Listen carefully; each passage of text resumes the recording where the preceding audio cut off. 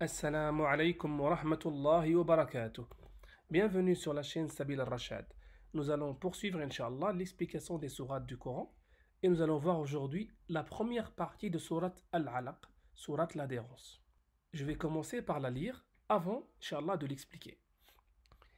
أعوذ بالله من الشيطان الرجيم بسم الله الرحمن الرحيم اقرأ باسم ربك الذي خلق خلق الإنسان من علق اقرأ وربك الأكرم الذي علم بالقلم علم الإنسان ما لم يعلم كلا إن الإنسان ليطغى أن رآه استغنى إن إلى ربك الرجعى.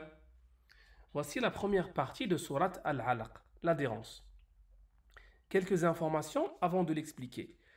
Sourate Al-Alaq est classée numéro 96 dans le Coran. Elle contient 19 versets et elle a été révélée à la Mecque. Et c'est la première sourate qui a été révélée dans le Coran au prophète alayhi salatu wassalam.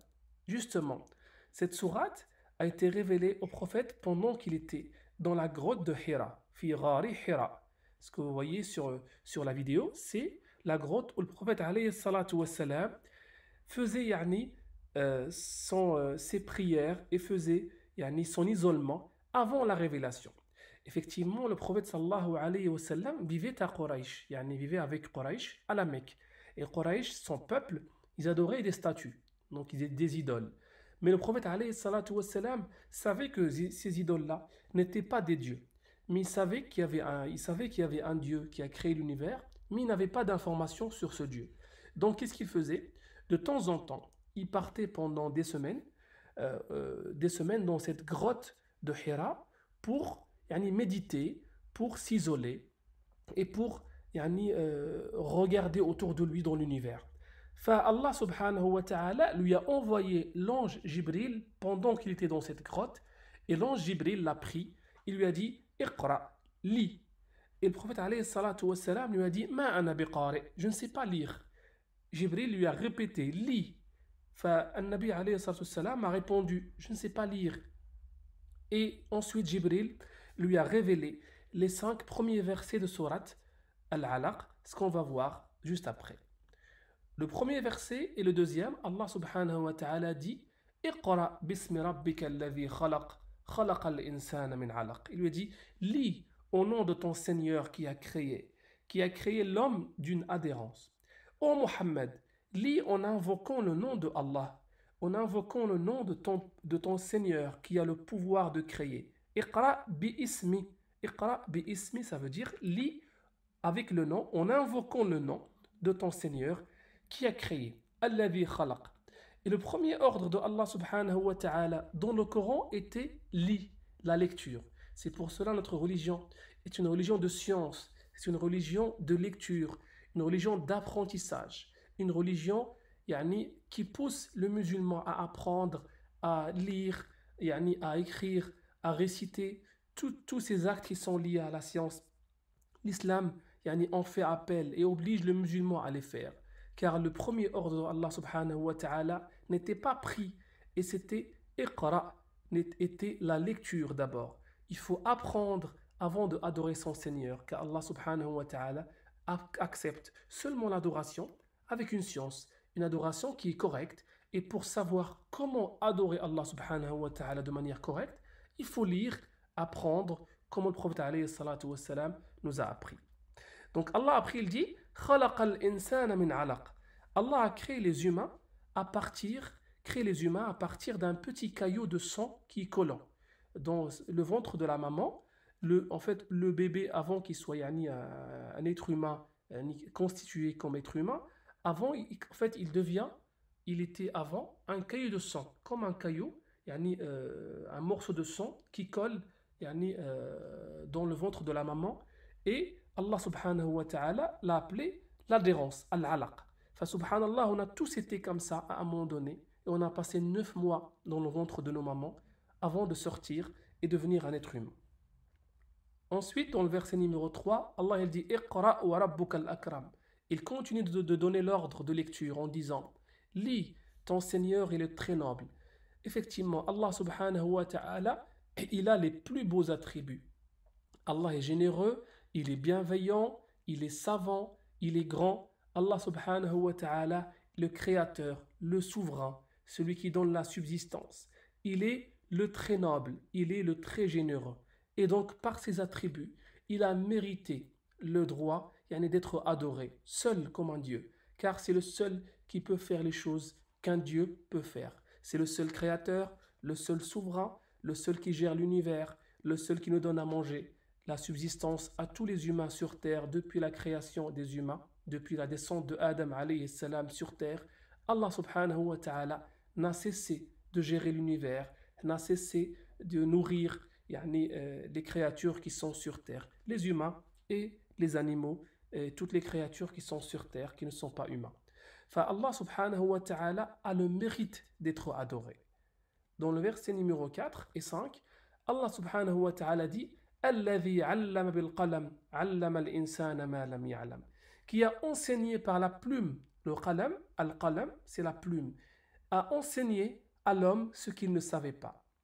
Allah subhanahu wa ta'ala, lorsqu'on sort du ventre de notre maman, ne nous a donné aucun savoir.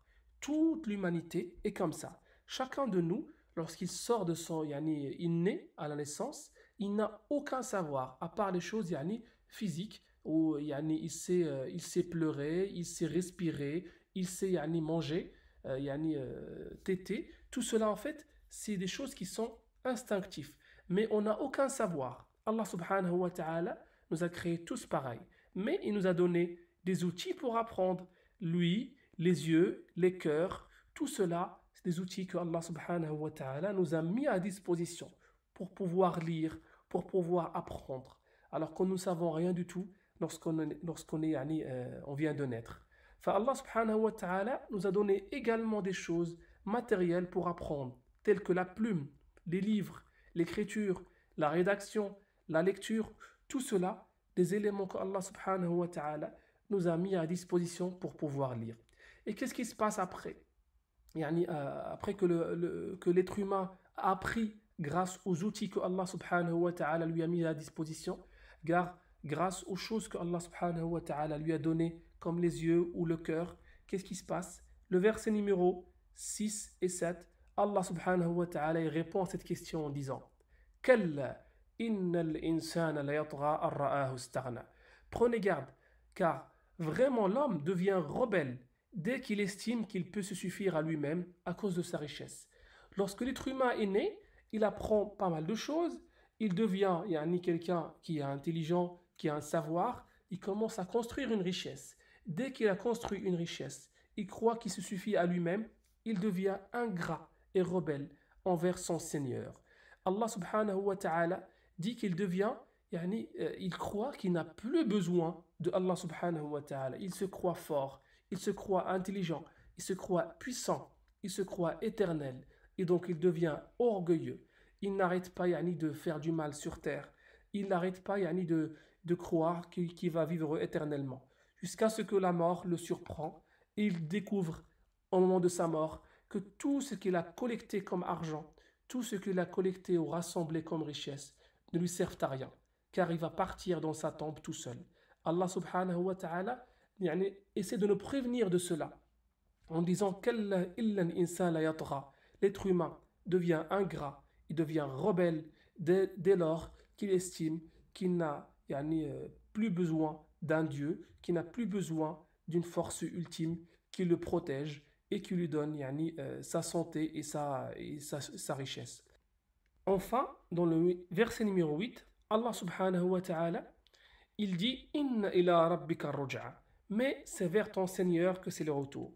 L'être humain, lorsqu'il devient rebelle, lorsqu'il devient ingrat, Allah subhanahu wa ta'ala lui rappelle qu'il est éphémère et que la vie est très courte et qu'il va vivre non pas éternellement, mais il va vivre d'une manière qui est éphémère, qui se termine. Et dès que c'est terminé, les richesses qu'il a collectées ne lui servent à rien. Car le retour se fait vite à Allah subhanahu wa ta'ala. Et Allah subhanahu wa ta'ala va le juger de ses actes. Il va juger sur tout ce qu'il a réalisé. Donc toutes les choses qui ont été faites sur terre seront écrites dans un livre que Allah va nous donner le jour dernier, dans lequel il y aura les bonnes actions et les mauvaises actions. Donc celui qui a gagné, c'est celui qui a beaucoup plus de bonnes actions que de mauvaises actions. Et Allah subhanahu wa ta'ala lui promet le paradis éternel. L'explication de la sourate est terminée. J'espère qu'elle a été claire pour vous, Inch'Allah. Barakallahu fikum wa salamu alaykum wa rahmatullahi wa barakatuh. Ta-ra-ra-ra-ra-ra-ra.